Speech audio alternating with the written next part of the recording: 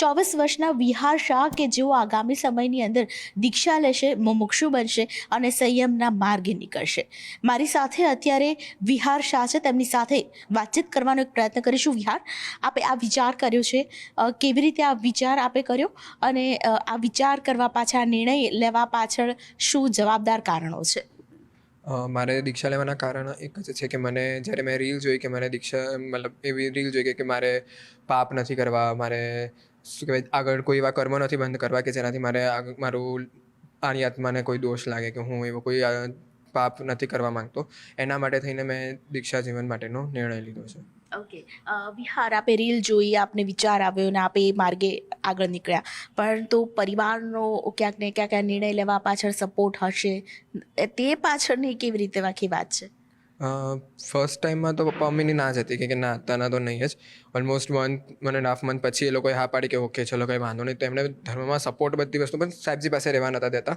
અને એને પછી જ્યારે રહેવા માટેની હા પાડી તો તરત પછી એકદમ ફૂલ સપોર્ટમાં કે કંઈ વાંધો નહીં, અત્યારના હોશે બધી દીક્ષાની તૈયારીઓ કરે છે, બધું જ ખુશી ખુશી બધું હા પાડી દીધેલી છે. અત્યારના કોઈ જ અમને દુઃખ નથી. દુઃખ છે કે છોકરો જાય છે, બટ એના કરતાં સુખ વધારે છે કે શાસનને સમર્પિત થાય છે. બિલકુલ. શું ભણ્યા છો આપ? આપની પ્રોફાઇલ શું છે? આપ ક્યાંય જોબ કરતા હતા? હા, હું BE સિવિલ એન્જિનિયર થયેલો છું અને ઇન્ટિરિયરમાં મેં કોર્સ કરેલો છે અને એના પછી હું જોબ કરતો હતો. આપણે સ્ટાઇલોરી કરી કંપની હતી, એની અંદર હું જોબ બી કરતો હતો. અચ્છા વિહાર, દીક્ષાના માર્ગે, આપ સંયમના માર્ગે આગળ વધી રહ્યા છો, તો આ પાછળ ખાસ કરીને આપે કારણ કહ્યું કે તમને મન થયું, પરંતુ હવે આગળ જ્યારે તમે સંયમના માર્ગે જશો, શું વિચાર સાથે આગળ વધી રહ્યા છો? એ જ કે બસ મારે કોઈ પાપ નથી કરવા, મારે આત્માનું જ જોવાનું છે કે બસ મારી આત્મા ક્યાંય કલંકિત ના થાય. હું જે રીતના ભગવાન મહાવીર સ્વામી આપણને કીધેલું છે કે જે રીતના ચારિત્ર પાળવું જોઈએ, બસ એવું જ ચારિત્ર પાળવા માગું છું હું. અને બીજાને બી ઇન્ફ્લુઅન્સ કરી શકું, મોટિવેટ કરી શકું, એ લોકો બી આ માર્ગ ઉપર જલ્દીથી જલ્દી પ્રયાણ કરે, એવી જ મારી ઈચ્છા રહેશે. અચાનક પોતાને એમ કન્વિન્સ કેવી રીતે કર્યા કે ના, મારે હું આ માર્ગે જઈશ અને હું કરી જ શકીશ? કારણ કે આ નિર્ણય લેવો એ પણ બહુ મોટી વાત છે, અઘરી પણ વાત છે.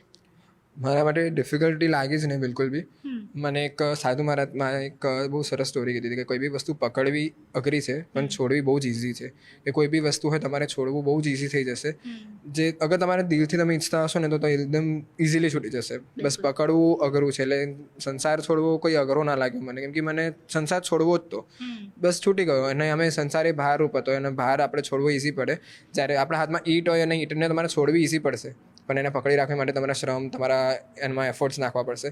ત્યારે સંસારમાં બી એવું છે કે સંસાર પકડી રાખવો એ તમારે એફર્ટ્સ નાખવા પડે, હાર્ડવર્ક કરવું પડે. જ્યારે સંસાર છોડવો છે એમાં કોઈ હાર્ડવર્કની જરૂરત જ નથી. આપની ઉંમરના લોકો જે હોય છે તેમના ઘણા બધા સપના પણ હોય છે, આપના પણ સપના હશે, તો કયા કયા સપના હતા જે સાંસારિક જીવન પહેલાં હજુ પણ તમારે પૂરા કરવાની ઈચ્છા છે? સંસારીપણામાં જે કહે કે સંસારી, જ્યારે દીક્ષાના ભાવ પહેલાં મારે સપના હતા કે મારે પોતાનો બંગલો બનાવવો છે, હું પોતે મારે પોતાનું ફોર્મ ખોલવું હતું કે ઇન્ટિરિયર ડિઝાઇનર છું તો મારે ફોર્મ ખોલવું છે, પોતાની કંપની ચલાવવી છે, સારા એવા કામ કરવા છે, ગાડી બંગલા બધાની વસ્તુની એક એમ્બિશિયસ લાઈફ વિચારેલી હતી અને હું એ તરફ આગળ વધી જ રહ્યો હતો. બટ જે વખતે ખબર પડી કે આ બધું નશ્વર છે, કે આ બધી વસ્તુ કંઈ આગળ કામમાં નથી આવવાનું, અત્યારે આ બધી વસ્તુ છોડીને જ જવાનું છે, તો એના કરતાં બેટર છે અત્યારના જ છોડી દઈએ કે અત્યારના કરેલું ભવિષ્યમાં કામમાં આવે. અને માત્ર આ લાઈફ નહીં, આ નેક્સ્ટ લાઈફ બી બધી સુધરી શકે એના માટે થઈને વિચાર કર્યો.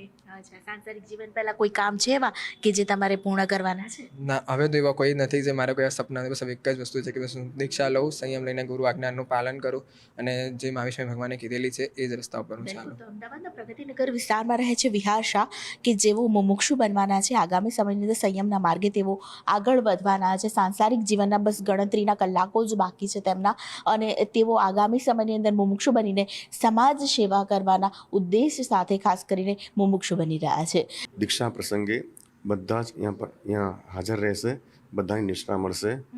પુણ્યશાળી આત્મા છે અને પરિપક્વ ઉંમર છે, સંસાર જોયો, અધ્યયન કર્યું, ડિગ્રી લીધી અને એને સહજ રૂપમાં જે બધા સંસારના અનુભવો કર્યા અને તે દરમિયાન સંસાર ત્યાગના એવા પ્રસંગો, દીક્ષાના પ્રસંગો જોયા અને અંદરથી એને બધું વૈરાગ્ય આવ્યું કે આવા ભણેલા ગણેલા અને સુખી સંપન્ન વ્યક્તિઓ આ બધું છોડીને જાય છે તો શા કારણે જાય છે?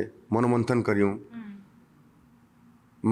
ચિંતન કર્યું, એને પણ લાગ્યું કે આ બધું સંસારની અંદર બધું વ્યર્થ છે. જીવનમાં જે કંઈ પામવા જેવું છે એ આ માર્ગથી પામી શકાશે. આત્મકલ્યાણ થઈ શકશે. બધા જીવોને હું સુખી કરી શકીશ અને સંસારમાં રહીશ તો મારા વડે ઘણા જીવો ત્રાસ પામશે, મારા વડે ઘણા જીવોને દુઃખી થવું પડશે. મારે એવું જ નથી જોઈતું. બસ એવા ભાવોથી એને અંદરથી સ્વયં સ્ફુરિત એવું વૈરાગ્ય આવ્યું. એવા પ્રસંગો જોયા. કેમ કે વૈરાગ્ય યા તો સત્સંગથી આવે અથવા પ્રસંગથી આવે. તો સત્સંગ તો ઓછો થયો, પણ પ્રસંગો એવા જોયા એને યુટ્યુબ ઉપર કે ઇન્સ્ટાગ્રામમાં અથવા લાઈવ એવા દીક્ષાના કાર્યક્રમો જોયા અને એના થકી એને અંદરમાં આ ભાવના જાગી અને પરમાત્માના પંથે આગળ વધવા માટે નીકળ્યો છે કે આત્મકલ્યાણ ત્યાગ વગર નથી, આત્મકલ્યાણ વૈરાગ્ય વગર નથી, આત્મકલ્યાણ સાધના વગર નથી. એ રીતે એને ભાવ જાગ્યા અને આ પંથ ઉપર આગળ નીકળ્યો છે.